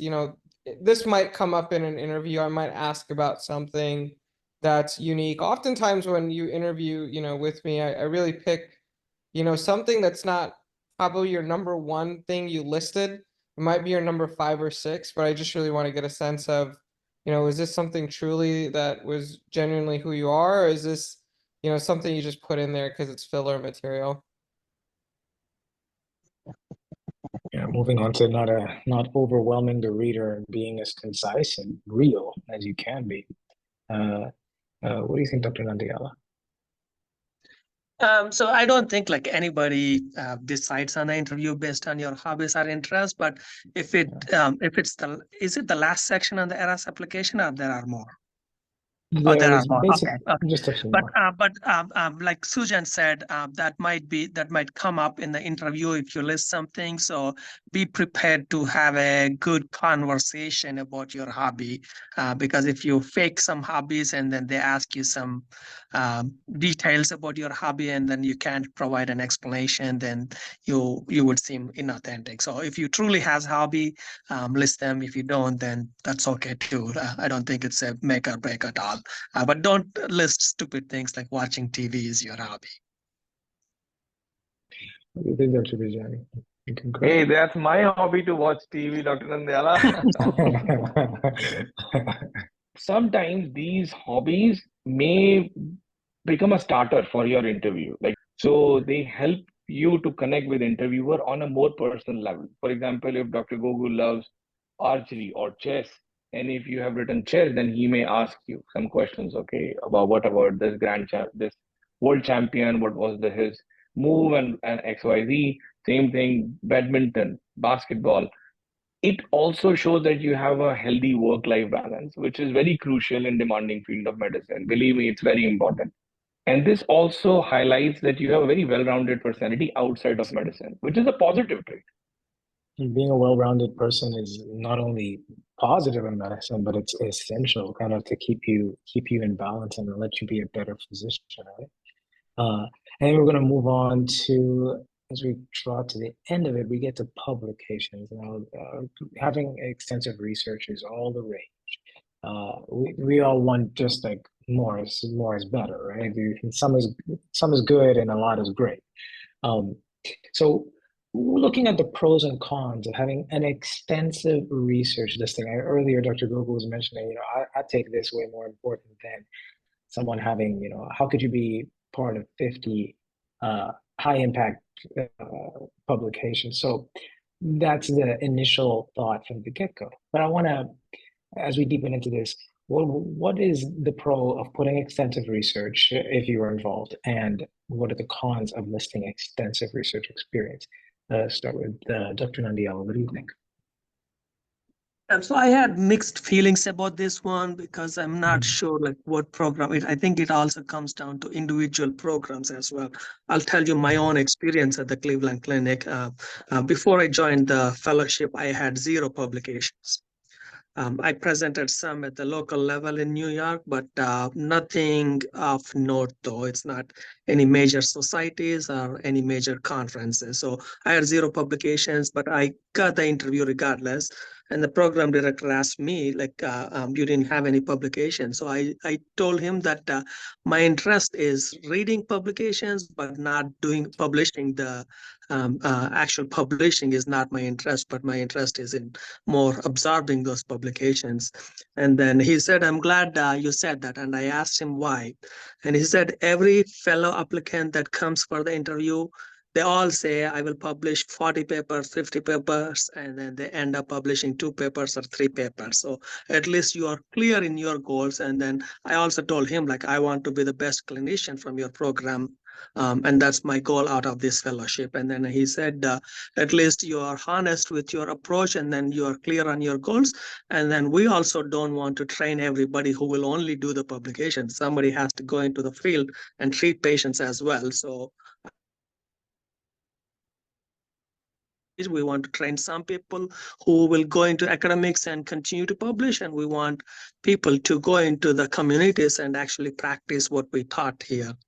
So I have mixed feelings about this one, but from whatever I'm hearing, or I think the NRMP statistics show that the average number of publications for the people who matched continues to go up. So it looks like it might have been a new necessity by now, but I had mixed feelings. So all I can say is like not having a publications can still get you an interview if your overall application is still good enough. It will definitely give you an edge if everything else is equal, but I wouldn't be depressed for not having an impactful publication. Yeah, and what if you have multiple publications? Does it have an ability to hurt in this case? No, if I have multiple publications, I would definitely list it because you did the work, and then there's no reason that you have to hide those publications. But I would list in the order of the impact, and then also the order of the impact of the journal itself. And then also, like, if you the primary author, or you just happen to be one of the 10 people who got the publication. Yeah, that makes sense. What do you think, Dr. 𝗀𝗀? Yeah, so, this publication section, I think it's important. If you have publications, obviously it's great to list them, but I think you really need to be prepared for questions that come your way about these. Particularly myself, if you're an individual that's got, 20 publications, I think a simple question, I'm going to ask is, do you plan on being a physician scientist after you graduate residency or even during residency? And if you're at a community program that doesn't really have a research institute, are you the best fit there? Or are you probably a better fit at a university program because they have all the resources there to allow you to pursue your goals of being a physician scientist? So I think it's always important to ask the question of, why did you do research? Or did you simply do research for the fact of, that's my way of getting into residency? Or did you do research because that's truly a topic you really enjoy and you wanted to learn more? Or did you do research because you had a wonderful mentor and it was an opportunity for you to further your relationship with that mentor and learn more about the field? I think you always have to have a reason on why you're doing this. And I'm very keen on asking that question during an interview, and you'd be surprised at how often it stumps people. So always, keep that in mind. I find true value personally, if you can do research in something that's a journal of impact. And I think it's impossible to get, 20, journals of impact. If you have one, that's more than plenty. Is it a necessity? No. I also find impact in people doing a poster presentation. I think posters really showcase a couple of things. One, going to a conference and presenting a poster, it shows a lot. You're meeting a lot of people. You're talking about your research with a lot of people. You're answering a lot of questions about the material that you have done research on. So I find a lot more value in that. But this has just got to truly be yourself at the end of the day. And what about you, Dr. Gajen? What do you think about this and the value of not just the research, but poster presentations, and in addition, ways that you think it could help or hurt, if it could hurt at all, and what it brings to your application? So having a lot of research experience on your CV can be both beneficial and challenging. Let's talk about the positive side first. It shows that you are dedicated to the field, committed to advancing medical knowledge, and that's why you are seeing that in ERAS application, people are doing a lot of research, right? Because they want to showcase that, hey, I'm dedicated to this field. Take me. And mostly that's in the IMG community, because there is a fear, because we follow a crab mentality. If he's doing 5, I need to do 6, or at least 5. So now that number has gone up because we have created a competition among ourselves. Has created a lot of fog. So it is very difficult for the interviewer to see through and through, because the student is trying to hide behind 50 researchers, because he may be trying to hide his low score, maybe trying to hide his English, maybe trying to hide his overall personality by showing, hey, I have 50 papers in front of you. Or he was unfortunately fooled by people who have created this as a business. Hey, you pay me $1,500, you become a first author. You pay me $1,000, we are MPH, we couldn't get into medicine here, so we have this company and we will make you third author, give 500. But unfortunately, by doing this, student is not asking the right question.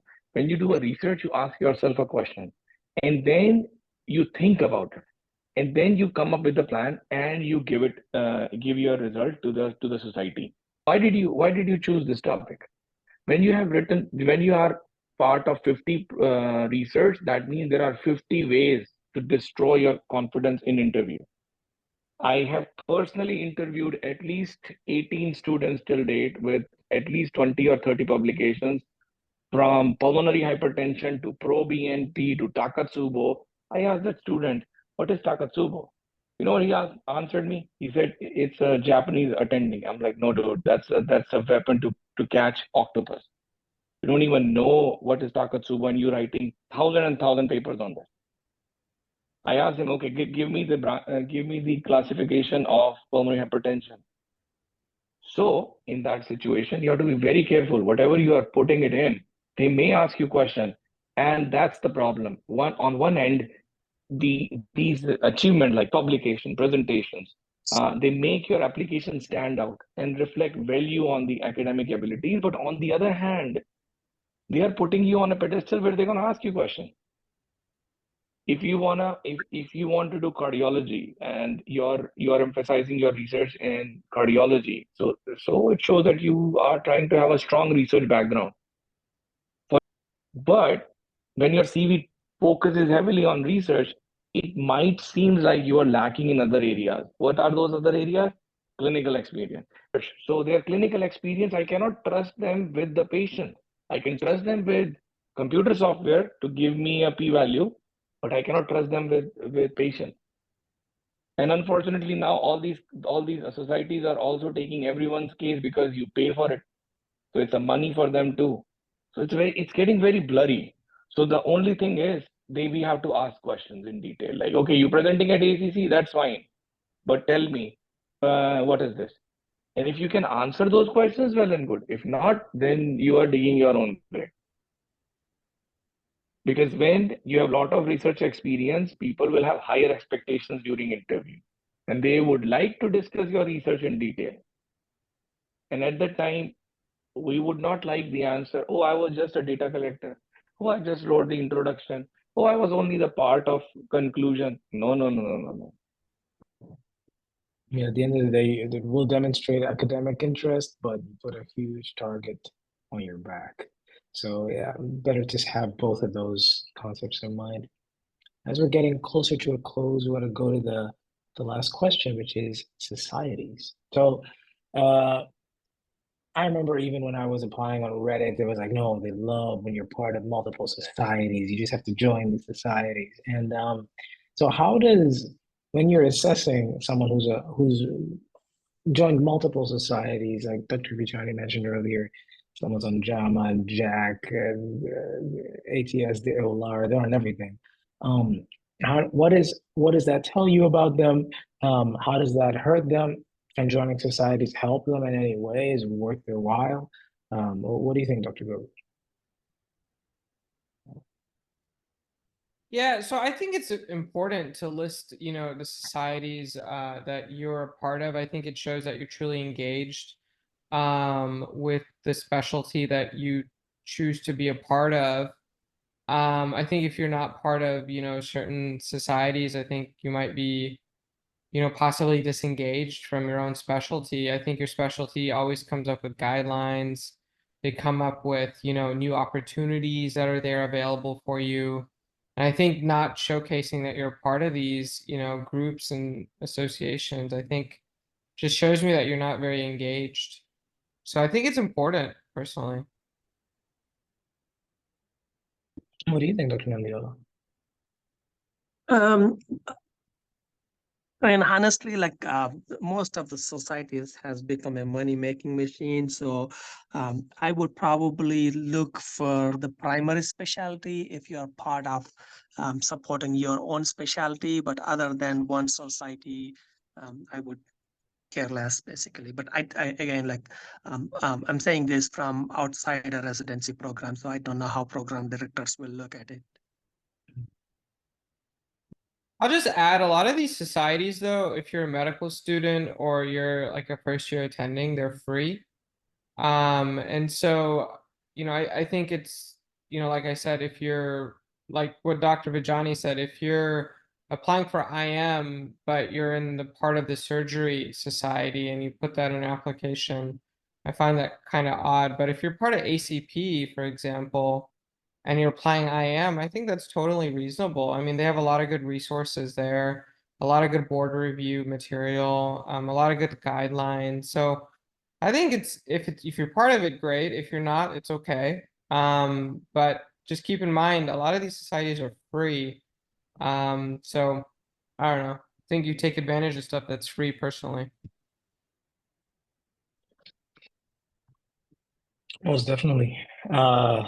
Sorry that my internet just fell off, so I'm back. But it's really boils down back to the same authenticity that we were discussing before, particularly if you're going to say something there, they might ask you about it. And if you're looking to inflate your application, then that will really prove to be more of the detriment to your application, because then you lose the trust. And that's really where all the problems really start. At the end of the day, the key takeaways that we can take from all of this is that you need to be authentic, that you need to show a course of continued growth, that you've like Dr. Vijani was saying, inspire, you've taken away, you've given back, either if it's to the community, either it's to your family, either it's to the medical community or any community for that matter. You want to show that you're a well-rounded individual. You're not just on one area, but you've also developed soft skills. They want to see that you think expansively, that you think differently, you think outside the box. You're able to follow indications, but you can also think outside the box. That you can think receptively, like you have learned things and you can handle criticism, you can handle learning. You want to show all of these skills, and they've given ample of opportunity to do that in these different ways. There are different kind of experiences. There are different ways to describe what you've done. The categorizes them nicely so that it becomes easy for you to sell yourself in the best way, in the most efficient way as well. So, and that after that small summary, I really want to extend a great thanks to the faculty involved, Dr. Gogu, Dr. Nandiola, and Dr. Vijani. I really would have loved to have had this myself when I was doing my first residency application, to gain insights and people who regularly evaluate students to know where to go. It can be a daunting thing, I'm sure, and I've been there and I'm about to do it again. But as I draw the meeting to a close, I do think I would like to see and let Dr. Gogo first give his last sentences and see what he thinks. Dr. Gogo, what would you like to leave us with? Yeah, I think it's just important to put out a holistic application that truly reflects yourself. Don't be something you're not, be something you are. And I think me as a reviewer, like I'm trying to evaluate an entire individual, and I realize nobody's perfect, and I don't expect everybody to be perfect. A lot of applicants, a lot of people that I have decided, that we should rank really high, they had clear flaws in their application, but their strengths really outweighed their flaws, and what they showcased as an individual was really much more important to me than really just a step score, for that matter, or a letter on a transcript. And so I think it's just very important to just be who you are, be holistic, and I wish you guys all the best of luck this cycle. Those are beautiful words. Dr. Nandiala, what about you? What would you like to leave on the table as we conclude this? So Susan said it very well. So I think the entire ERAS application, I think the key is to, from the first line to the end of the application, you have to keep the reader engaged.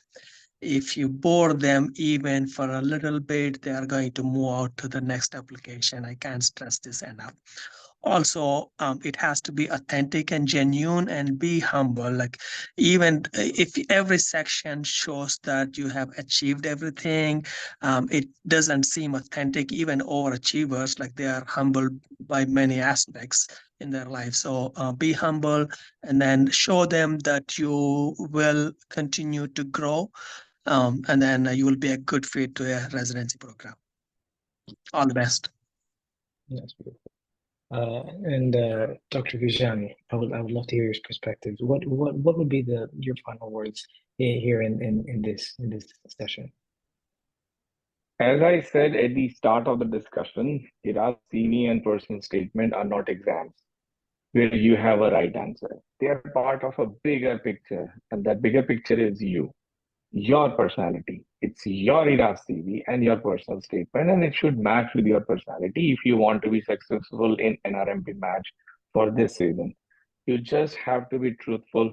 You have to have all these things streamlined in one direction. And in the end, don't forget your inner strengths. You guys have done a lot to reach here. यहाँ आसमां की जिद है बिजली गिराने की, उधर हमें भी है इरादा आशियाना बनाने का. For my English speakers, let me translate this for you. It will be something like this, that here the sky is determined to strike with lightning, while on the other side, we are also resolved to build a home. So, all the best. That's beautiful. I'm very blessed to be able to be part of this. It was fantastic. I would like to thank Dr. Gogo for his insights and very holistic approach of looking at applicants, not really always giving a fair chance, looking both ways. It was very insightful to see that program directors are out there who really look at the full, really, truly, holistically evaluate applicants. I'd like to thank Dr. Nandiala for his quick and practical approach to very straight to the point, and his emphasis on clinical experiences and being the best clinician, because at the end of the day, that's why we want to do medicine. And finally, I always will love to have to congratulate Dr. Vijani, particularly for the philosophical view and the big picture way to look at things, and fully analyze yourself, and knowing yourself before you can not just sell yourself, but just express and show yourself in your ERAS application. Thanks to all who participated and tuned in. I really hope that you got as much from the session as I did. As I mentioned prior, I'm still in the same boat and will be applying again. And I'm very happy that I could have gained these insights before my second application so that I can do way better. And I'm sure that I was blessed from this, and I'm sure that you were as well. I would love to finish with a quote that really helps me at all times, which is particularly stemming from what Dr. Vijani said, where he mentioned, this is a very difficult and competitive field and to become a physician in the US, but it is highly coveted, and it should be, because it's a beautiful and very highly valuable achievement. And that's why I would like to conclude with this quote: the higher the goal, the harder the climb, but the sweeter the success. I really hope that you learn a lot, and as much as I did, and that you have a fantastic evening. With that, I would like to conclude this session, and thanks to everyone who joined. Have a fantastic evening.